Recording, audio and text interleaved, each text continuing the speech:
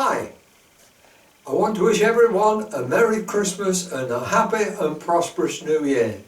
But with COVID still running wild this Christmas, get the jab, keep your distance and stay safe. We'll go straight into the video. It's part 2 of Andrew's winter tour of Lancaster NX611. Thanks for watching.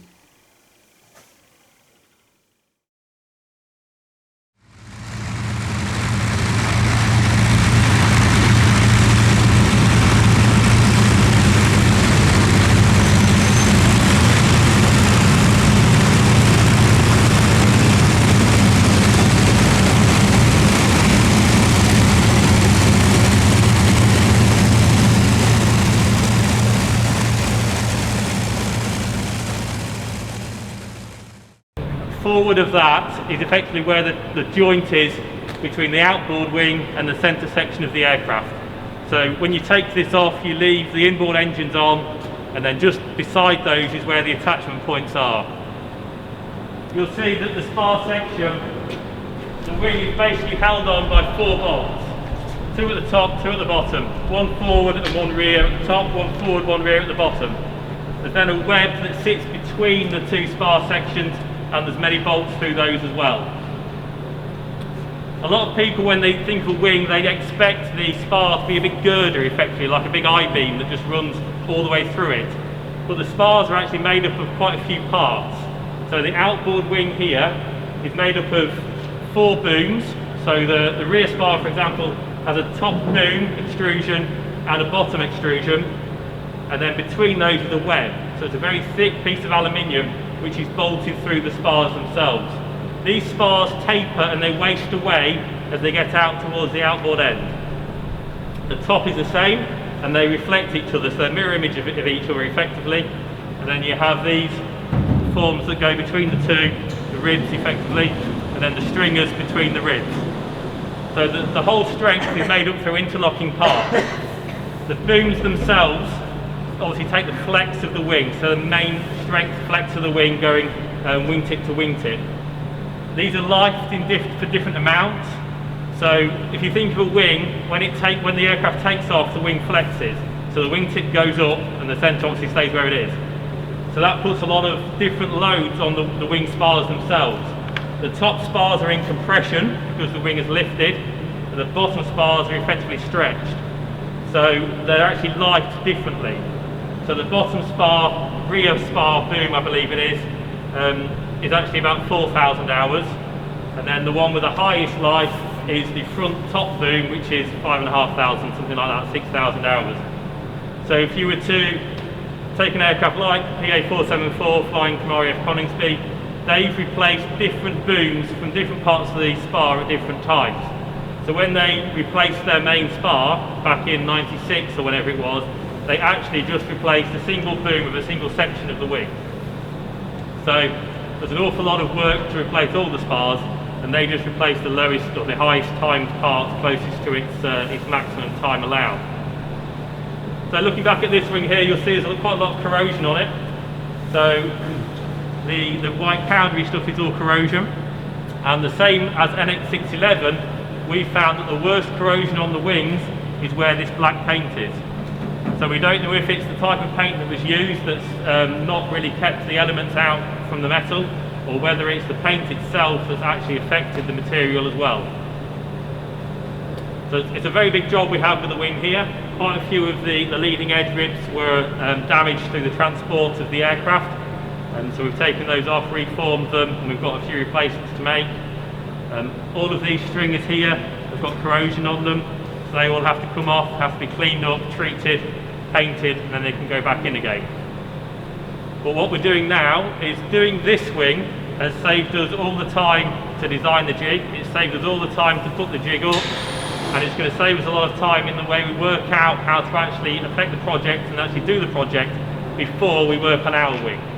Had we not taken on the French wing project, we would already be approximately 8 months into a restoration year before even taking our wing apart. So doing this has meant that we can effectively tax the Lancaster for 8 months longer than we would have done had we done our wing first.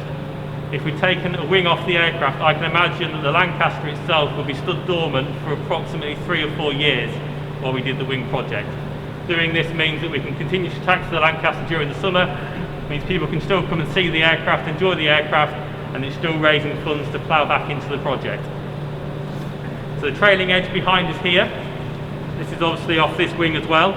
This will be restored to a static taxiing running condition and bolted back onto this wing to be fitted to NX611. So very shortly we'll be working on a jig for this wing trailing edge. The only problem with this is there's a slight bend in it at the trailing edge, the trailing section of it. So up in this part there's a slight bend in it which we have to work out how we're going to counteract for the jig. This is where the I think the words I'm using now. This is where the flap fits. So you've got the outboard flap here and then the inboard flap inside. This is the flap actuator rod.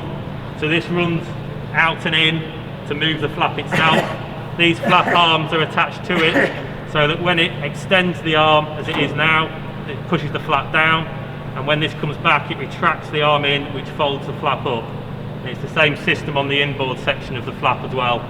And aileron obviously fits in here with your fulcrum attaching in here and spreading out. So this is a smaller job than the wing obviously, but there's still a lot of work to do to it to get it up to a taxiing condition. You can see the corrosion's eaten away at these sections here, and these extrusions here as well. That's where the trailing edge bolts to the main plane bolted through there. So we know that NX611 has got some corrosion on these. So again, the benefit of doing this is we can get these extruded now rather than waiting for our trailing edge to come off, slow our project down to get the parts extruded that we know we will need working forwards. So there's a lot of benefit to doing the French wing. Benefit to them because they get their wings done for free. Benefit to us because we learn an awful lot, have everything in place for doing our wing without stopping the Lancaster from taxiing and people coming to the centre. Right, if we make our way around the other side of the wing, so you head up that way. Okay, so you'll see the top face of the wing here. The skins, where the skins are off, we've taken them off to repair them. Where they're still fitted, we don't take those off until the jig is finished, and then we can start taking these off because they are effectively, if you want to call them, load bearing, particularly for the fact that a lot of the rivets on the structure inside, shall we say, aren't as good as they should be. So we don't know how much the skin is holding the structure together. This is one of the stringers of the wing here, which has all been cleaned up, ready for paint. So it shows you actually the condition that they can be brought into and rescued from this without doing too much work to them. So very shortly all the skins will come off this and it'll be in its skeletal form. And then we'll start taking stringers off to leave the ribs where they are, cleaning everything up, re-riveting, painting, re-skinning, and then on. These here are the wingtips.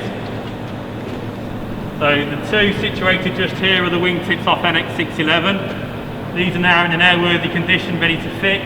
We're just waiting for the lenses that fit on the front here. Quite a series of problems with these lenses. We sent them off to a company to have them produced, and we eventually found someone to do them. They took ages and ages to make them, sent them, and they were completely wrong. So we eventually found another company who do a lot of aerospace work for a lot of Airbus, Boeing, all that kind of thing. They specialise in perspex and composite materials, and all being well, the new lenses will be here about the second week of January. So when the new lenses come, we'll be able to drill them off, shape them, cut them to fit, and then the wingtips will be able to painted and then be bolted back onto the Lancaster ready for the next season. Anybody who came to the last winter restoration tours we did will most likely have seen these all in their individual sections and being built back up again. The jig for the wingtip is just behind here, and it's got a static wingtip on it. So that wingtip will actually go on that wing on the aircraft to taxi with before it goes back to its owner. So it's very similar with that. We've done the same with that. We've borrowed it, restored it, ready to fit to this, to then taxi with, go back to its owner, and then the French wingtip will be done as part of our deal with the French to restore it to a taxiing condition. So that's where we are with the restoration work on the Lancaster itself. Looking forwards, as I said, the rear fuselage section will be going on next year, hopefully. When that goes on, we have a tentative arrangement to possibly look at using other parts of the fuselage to work our way forwards. We've got an agreement for the use of the row front of the fuselage. That's where the bomb aimer sits. So forward of the cockpit panel is a section of the aircraft which just bolts on. So we're looking at borrowing one section of that, make a jig from it, restore it to taxiing, swap them over, and restore ours to airworthy. So the problem with doing it this way is, to yourselves it looks like we're not really achieving much. We're doing everybody else's work without doing our own. But it's so important, and it's key to the way we've got to run this project to do this work how we are doing. It enables us to raise the funds to restore the aircraft, while also still getting people to the centre and keeping the NAFI staff employed, serving you teas and coffees, and keeping the centre live and as people expect it to be, running aircraft here and as our living museum. What we could do, of course, is just stop the aircraft, take it all apart, restore it in a conventional manner that the CAA I'm sure would like, pull it back together again and it's ready. But that would mean that potentially there's no aircraft movements here for 10 years, and people eventually would probably stop coming, because once you've seen a Lancaster in pieces, you've seen a Lancaster in pieces. So this is the best thing for the centre, the best thing for yourselves, because you can come and see individual parts being restored on a winter tour as you are doing, and hopefully learn about them and find it interesting what I'm telling you all. And then you can see, in the summer, you can see the fruits of the labour and see it taxiing around the airfield while keeping it live here at East Kirkby. So over the next couple of years, 4 years, you'll see the wings swap out, you'll see the fuselage section swap out. We'll be taxiing with a bit of French Lancaster in, a bit of British Lancaster, a bit of Canadian Lancaster. And the big benefit to this project, when you look at it worldwide, is it's restoring more Lancasters for the public to see in different countries of the world. So the Lancaster population as a whole is going to really benefit from the way that we're doing this, as much as the centre here is going to benefit, and we're all going to benefit by having another airworthy Lancaster in the UK. The funds raised for this project are purely through people like yourselves visiting the centre, having a taxi ride on the aircraft, donating to the museum, being a member of the Just Jane Supporters Association, or being a member of the Rivet Club. The Rivet Club is a monthly donation to the centre, and in return you get a weekly email newsletter during the winter restoration work and a monthly newsletter during the summer periods. So you can learn about the restoration firsthand, all the little details and all the problems we face, while also giving to the centre as well.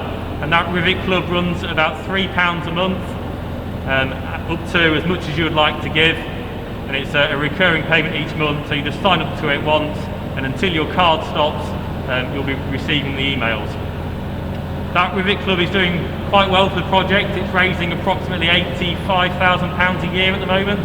Of course, all that money goes into the restoration work on the aircraft. Each winter we spend approximately £250,000 restoring the aircraft to airworthy condition, and obviously just keeping her taxiing as well. So any funds that you give are ploughed straight back into the Lancaster. There's certainly no profit from it at the moment, I can tell you that.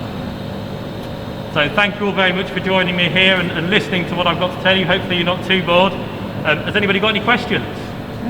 How easy is it to get engines for the aircraft? Okay, so engine-wise, we have 10 Merlins. I think it's 10, not 11. So we've got the 4 on the aircraft, we've got 1 taxiing spare, and we've got 4 in archives, which is a bonded store effectively, and the Swiss Merlin. So anybody who's been counting up as I've been going along. So engines aren't too hard to come by.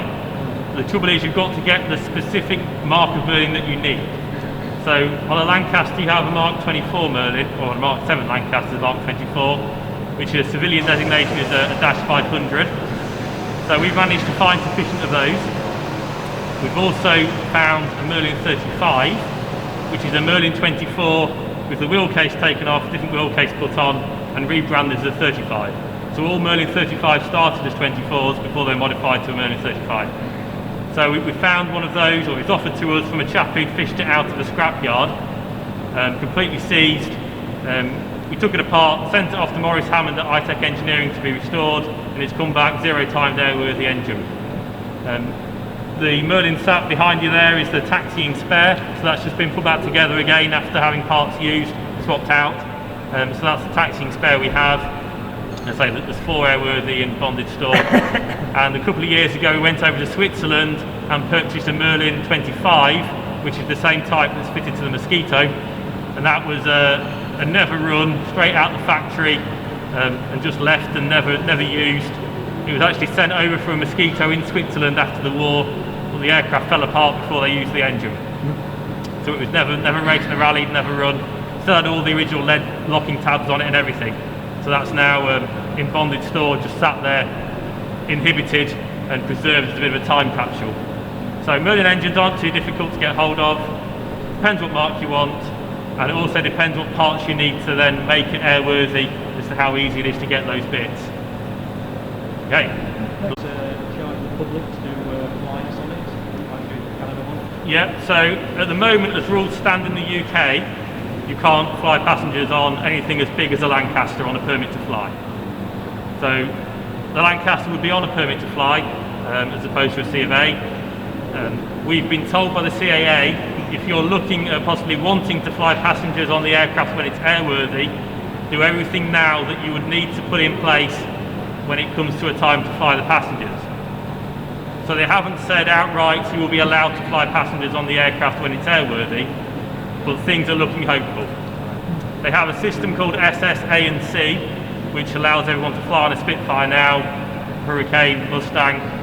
That's been extended up to a weight category to allow Lysander, Blenheim. It's looking at being to another weight category heavier as well, which would do something probably like B-17 at Duxford. So if perhaps Ellie Sallingbow was interested in flying passengers on the B-17, the CAA may well look to allow that to happen, which would then mean that Lancaster was in the same category. So the CAA at the moment are looking favourably on allowing passenger flights, experienced flights on warbirds. Fingers crossed it continues. It only needs some major accident to happen with a passenger on, and then things may change. Any other questions? Excellent. Well, thank you very much for joining me. By all means, have a look around the aircraft parts that are being done here. If you're not wanting to ask a question in the group, come over and find me and I'll answer your questions on a one-to-one basis. But yeah, have a look at everything. Try not to touch too much, and if you touch it, put it back to where it was. Thank you. Thank you very much.